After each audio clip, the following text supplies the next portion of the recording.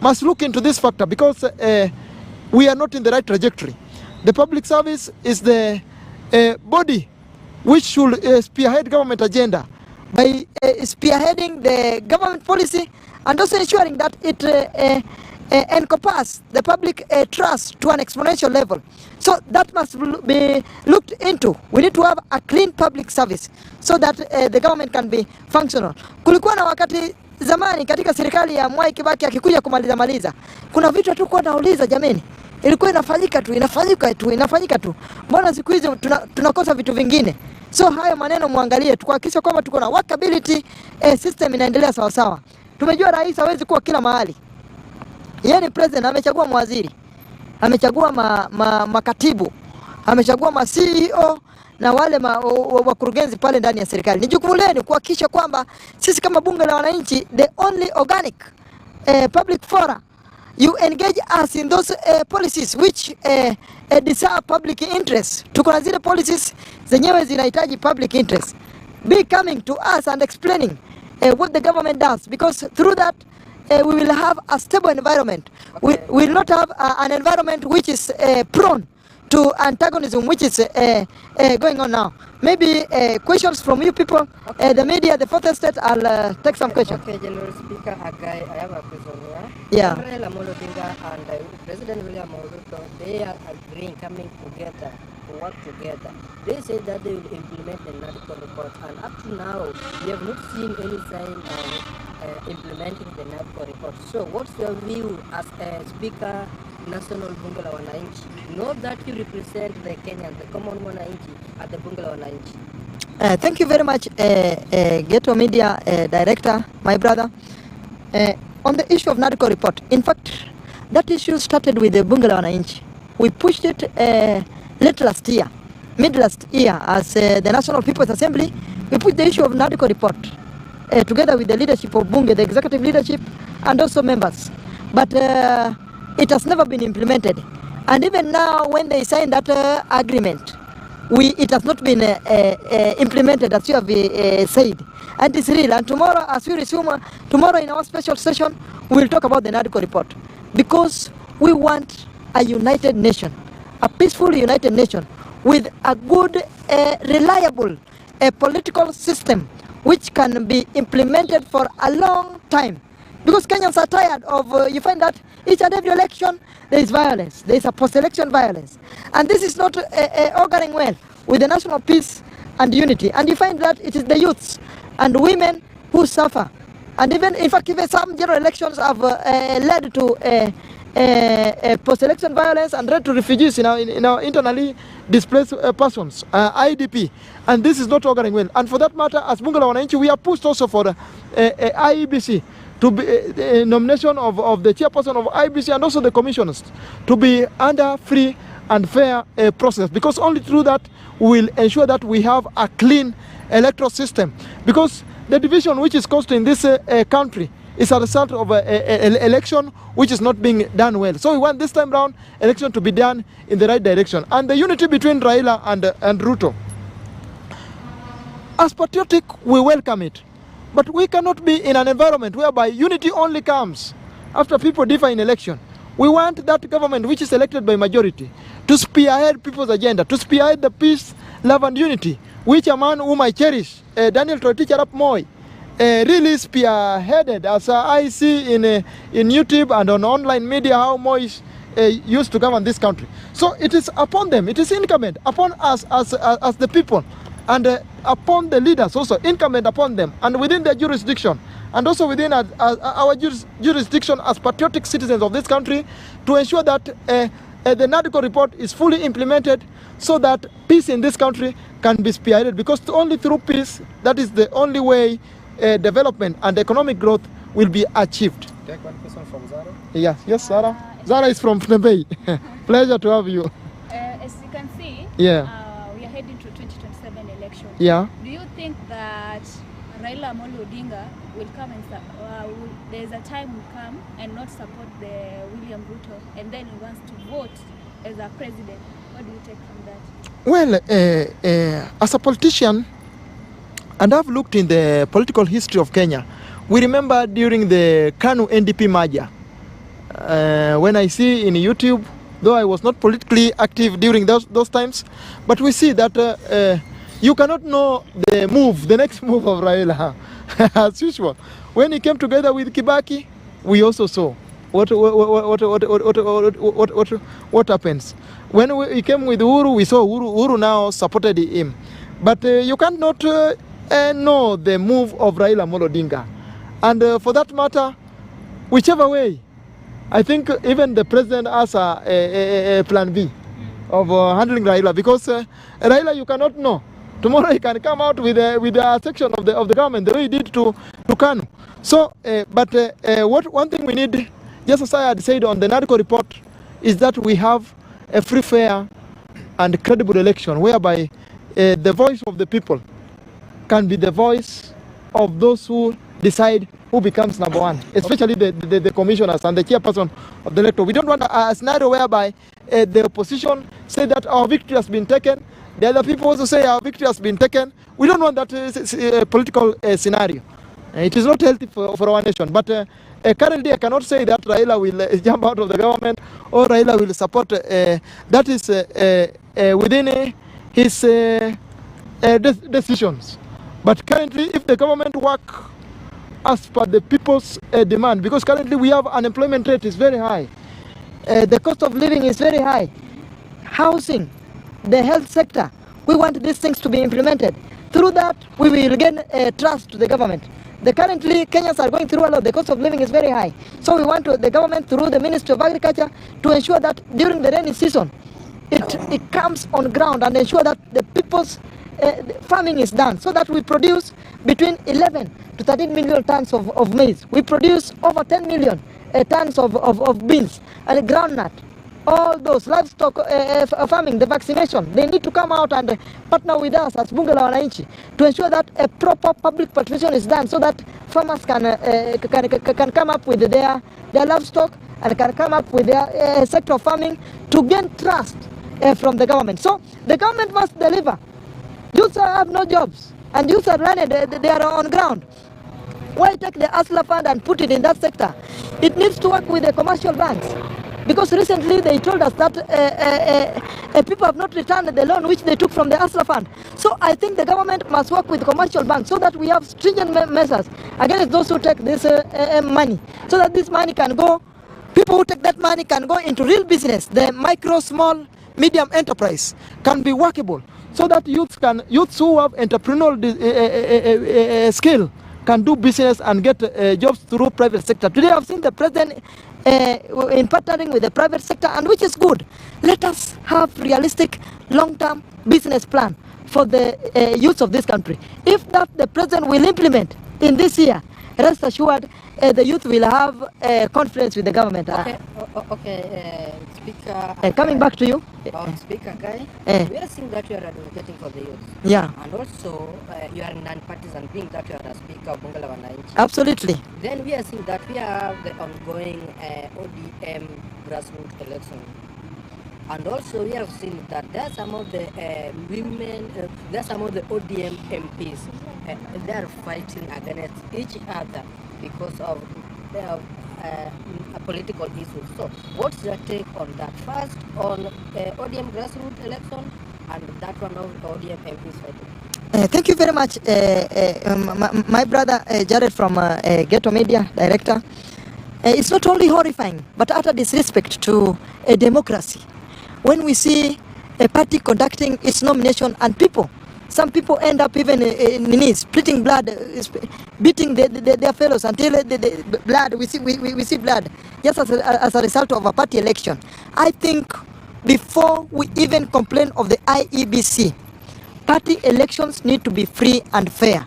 Let's agree with one another. ODM must conduct its nomination because it is not the first time that we saw violence in some areas. And therefore we ask leaders, if you are elected on an ODM ticket, just as an MP or senator, it is not a must that you will be in that sector forever. Allow also others to rise to certain levels. This violence is being brought by incumbent MPs who do not want to leave those seats, and they give you some youths money. And this later on tarnish the name of the party. So the party must also ensure that it takes stringent measures against its leaders who spearhead violence. We know, in Homa Bay country, for instance, Kasipul constituency, that is the bedrock of violence. So, and another one also occurred in Diwa and other areas in the coastal region and also western. We want to tell them that if you are elected on an ODM ticket, it does not mean that you will be a leader forever. Allow also others to rise. And ODM as a party, the National Executive Committee and the entire party leadership must take a stern action against its people, its political elites who spearhead violence. I'm not in a capacity to talk and decide for ODM party, but I just want to advise them that let them conduct a free and fair nomination and give youths. We are spearheading for youth agenda in each and every party, in UDA, in ODM, in any party, however small it is. We spearhead that youths get those positions so that they can use those positions to further their agenda. One thing now I want to talk about the ODM nomination. Let them conduct a free and fair nomination and let them take actions, just as I had said, to leaders who spearhead violence, because we don't want to see a person, a Kenyan, being injured, becoming disabled. Artificial disability which has been brought by his fellow is not from God. It is not only horrifying, but utter disrespect to a democracy which we achieved as a result of the upholding of Section 2A by His Excellency the late President Daniel Arap Moi. So ODM as an Orange Democratic Party, the D stand for democracy, can we see it? That's my kicker on that question. Maybe Zara? Take on from Zara. Speaker, yes. we have seen you are doing a great job. Pleasure. At Jevanjee. Thank you very much. And secondly, a lot of people are asking, Yeah. where do you stand? Are you from Azimio or also are you from ODM? Which or UDA? Which is which? Thank you very much. As the National Speaker of Bunge la Wananchi, Bunge la Wananchi encompasses Kenyans from all political party, different political affiliation, different ethnic background, different levels of Maslow hierarchy of needs. And as their leader, and I want unity, because everything normally starts at Jevanjee, the national headquarters of Bunge la Wananchi. So I try my level best not to disclose the area I am, because I want unity. I want peace. I'm a good student of His Excellency. I'll just answer that. It's a very good question. I'm a good student of President Daniel Arap Moi. And Daniel Arap Moi was a very good politician. He spearheaded unity. And today, if you can see this country, people can go to violence. Recently, Gen Z brought violence. And I just knew sometime we'll have peace. But had Moi not brought that peace for 24 years, I think today we could have been IDPs in Tanzania. We could have been IDPs in Uganda. So that culture of peace and unity, that is what I'm spearheading in Bunge. When my time reach, I'll go to a political party, go to their nomination, spearhead my agenda. But my work, based on my jurisdiction currently as Speaker of the National Bunge la Wananchi, is to spearhead peace, love and unity, and fight for the voiceless Kenyans. Bring topics which favor the voiceless Kenyans, because Kenyans are going through a lot. I want progress in this country, and I'll be the last person who will be happy when youths will not be crying for unemployment.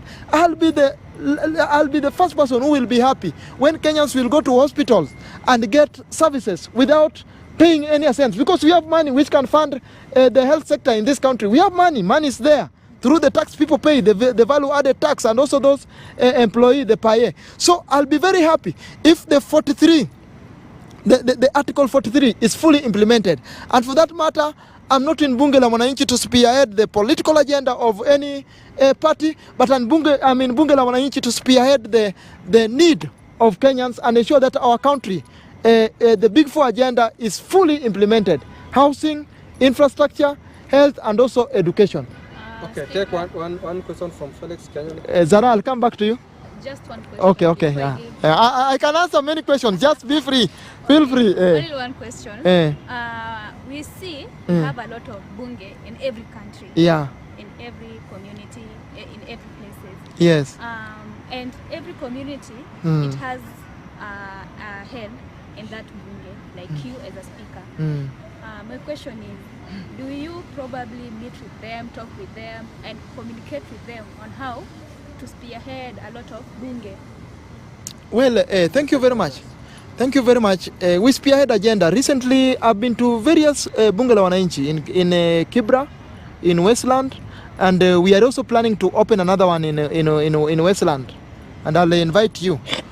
So we have been to these bunges, and we tell them that let us not be sycophants or politicians.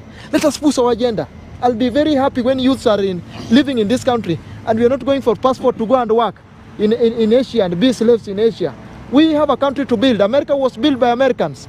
Europe was built by Europeans, the Germany, the French. They built their country. So one thing we are telling them that let us be the voice of the voiceless as bunge la wananchi, so that we attract each and everyone from each and every sector, the corporate sector, the civil society sector, and also the commoners, the people. We want a strong bunge la wananchi which advocate for the rights of the people and to ensure that the government does those things. We do social audit. We do audit on the tenders because money is being lost there. Money is being lost. So let us be, that's why we are strengthening our branches. In Mombasa, I talk with the leadership of bunge la wananchi of Mombasa and many other countries. We have our branches in Kwale. I'll be in Kwale.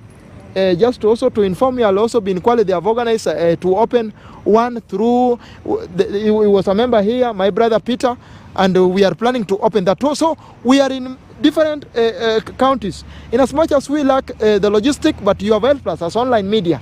We normally communicate with them, they call us, we communicate with them, but due to lack of logistics, it hinders us from going around the country more often because it needs finance, and we have not gotten any support from any quarter from the NGO and also from any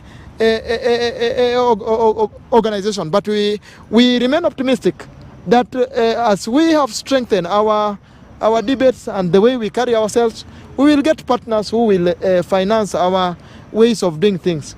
Yeah, and I want to urge our members across the nation not to be sycophants. Let us push for the agenda of the people because Kenyans are going through a lot. Poverty in this country is really annoying, and people are going through mental health problems. So let us push for the agenda of wananchi and leaders. Let us avoid expenditure, which hinders the taxes of people. Let the taxes go to development. Yes, maybe from KNA. Yes, this is Plains Felix. And, I'm coming from Kenya News Alert TV. Pleasure. Thank you so much. This is my question. I think it was yesterday. Yeah. Yesterday or today, whereby some of the some leaders could maybe echo that Kalonzo Musyoka opposing the IEBC panel which was chosen. Maybe Kalonzo Musyoka was sent by Satan. What can you say about that? That Kalonzo Musyoka is opposing the IEBC formation. Yes. I think politics is very funny, my friend. And politics, some people are doing it in a very funny way. People like derailing processes. Currently, we have constituencies and wards which have no representative. Since they are jameni. Na sisi kama wananchi tunataka hiyo IEBC hata kesho. So whoever derailing the IEBC process formation, rest assured that the people of Kenya and the entire bunge la wananchi fraternity, we are not going to be behind you. We want IEBC to be formed. Even as I am talking here, if you can hear that IEBC has been formed, we will start recalling some of the MPs. We will start recalling some of the MCS because we want those seats. So whoever is derailing the formation of IEBC, you are a stumbling block. You are a stumbling block, and we are not going to forgive you. And for the last question, yeah. What do you want to tell the young people who are looking after you as a speaker? Thank you, Zara from Utembei TV. Young people, never ever give up. I know it might be very difficult. I know young people in Kenya, you are going through a lot. And one thing I want to tell you, never give up. Because a lot of public funds is being taken from our taxes and they are doing investment out of the country. We know. And time will come, we'll need them. Money is not circulating. During Kenyatta, Jomo Kenyatta and Daniel Arap Moi times, my mom used to tell me that corruption was there, and corruption is still there, and corruption will be there. But even if you take from the government, can you invest here in this country? Build a mall there. Kenyans will work there as construction workers. Build industry. People will work where. We will have clerks. We will have Kenyans. Can you steal from the government and invest in government? Because you can. We have people who are so much wedded with they are unpatriotic. That is what I can say. They spearhead patronage, and they have taken public resources to enrich themselves, and they are not making the money to circulate in this country. So we want to urge them. We know you have mastered the art of corruption, and until we get into that system, because John Pombe Magufuli was also in the system, but when he took that mantle, we saw what, and that is being spearheaded also by Makonda, Peter Makonda, and Majaliwa, Prime Minister Majaliwa, have perfected that art. So we want to tell those in positions of governance of this country, both at the national level and at the country levels, please find it at the bottom of your heart and ensure that our taxes are well used. We don't want expenditures. So to the Kenyan youth coming to you, never give up.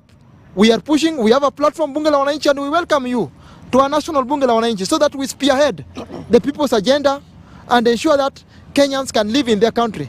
Kenyans cannot go and be slaves in other country. We cannot afford to be slaves in other country.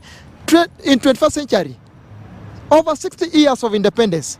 This is very bad to our founding fathers, Jomo Kenyatta, Paul Mbuya, and Jaramogi Oginga Odinga, Pio Gama Pinto, James Gichuru, and all those the Koinanges. So let us work together to ensure that we spearhead the agenda and ensure that our taxes are well used, so that wananchi can go in the right direction. And currently, I just want to urge the president of this country to ensure that in the coming budget, that whoever steals public resources, may he be brought to book.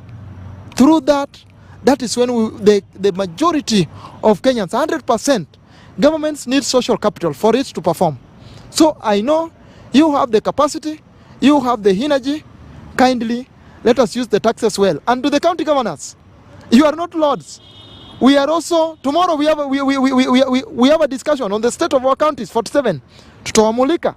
Let also the money which come from the county government to be used well, because you find currently people are complaining to the president, even on projects which will be conducted by the county government.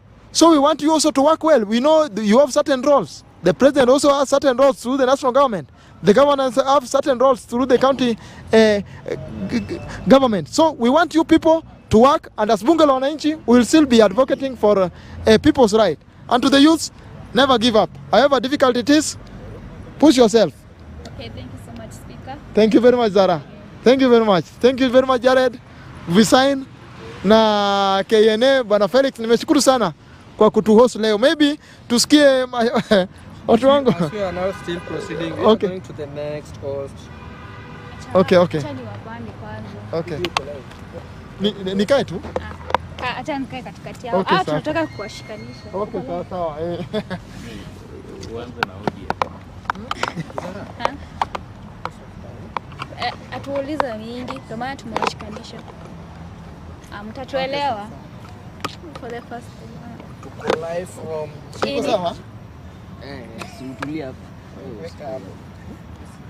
This time.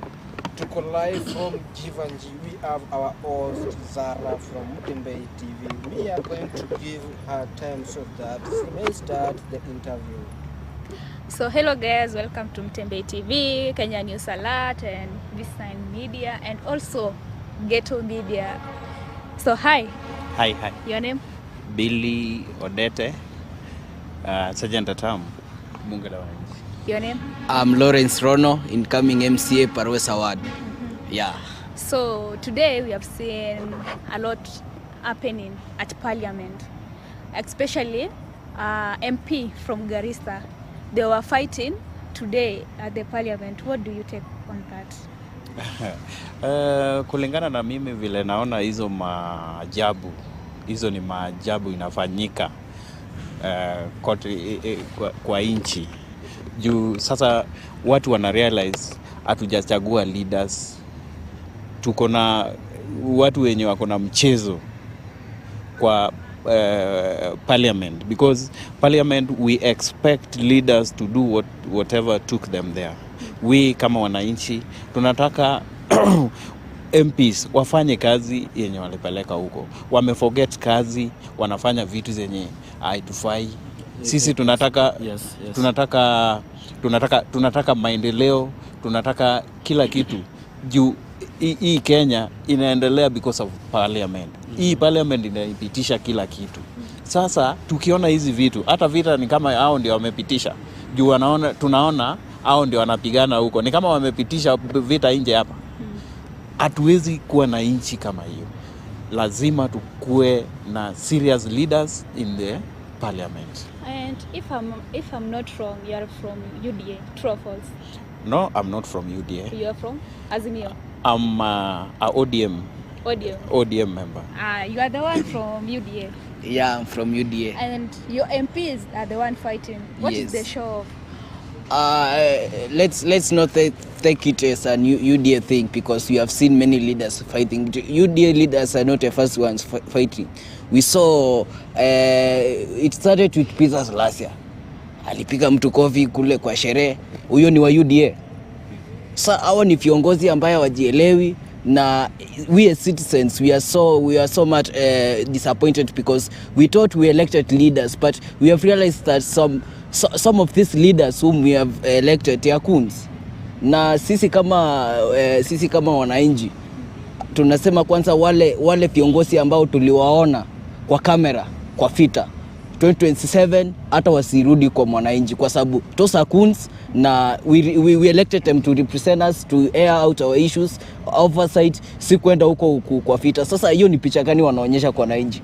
Ule mtoto mwenye anaona huyo kiongozi kama role model wake, anaona nini? Si pia yeye akiona kesho wakikuwa na difference na mwenzake wanaona vita ndo solution. So we are not thumbing it as an UDA thing. It's also coons. Yeah.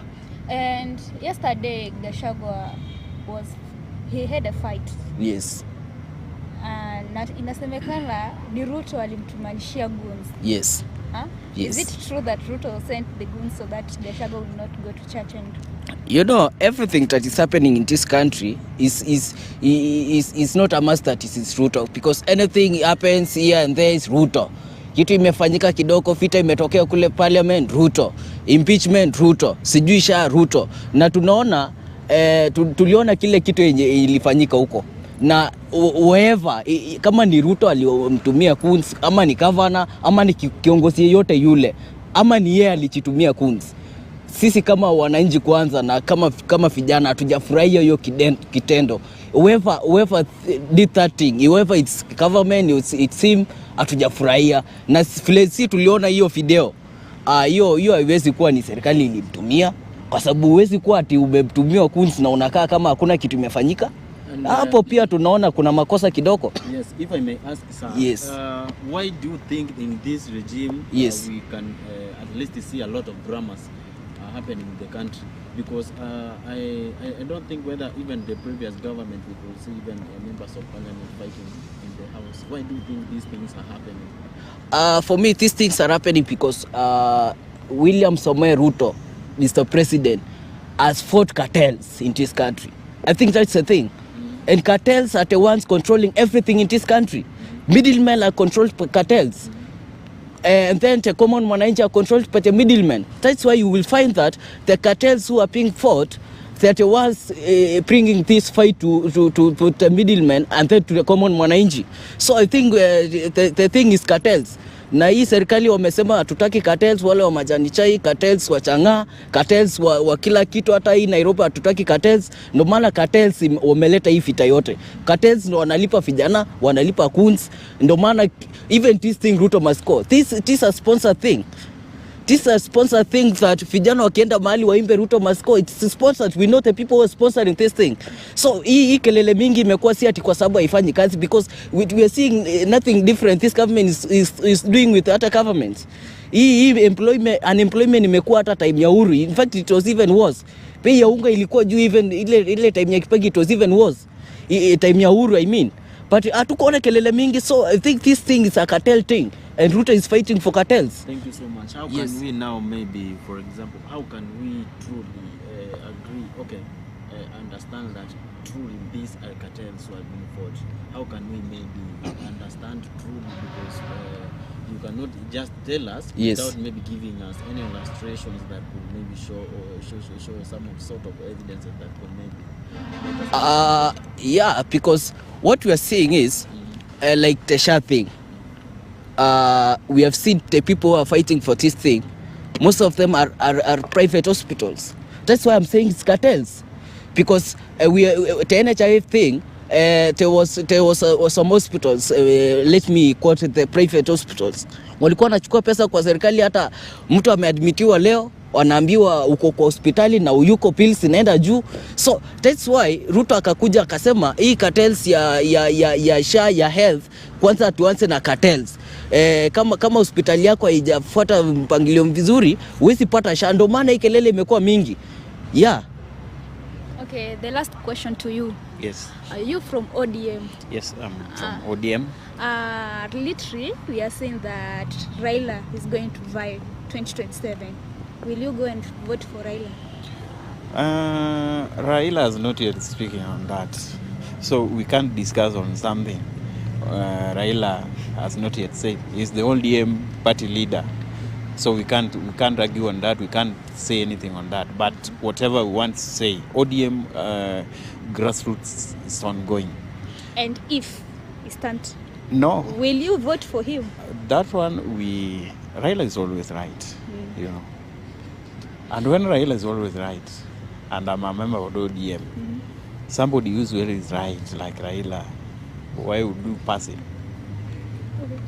Okay, thank you so much, sir. Kumalizia, you as an ODM diehard. Since then, Raila alijoin government. Which kind of achievement maybe the government imeachieve sasa unaweza ambia Wakenya waelewe? Okay, since the government waliitisha Raila, si Raila ndiye amejoin government. Government ndiye waliitisha Raila. Let us be clear. Yeah, because Raila never went to government. The government people were the people who looked for him.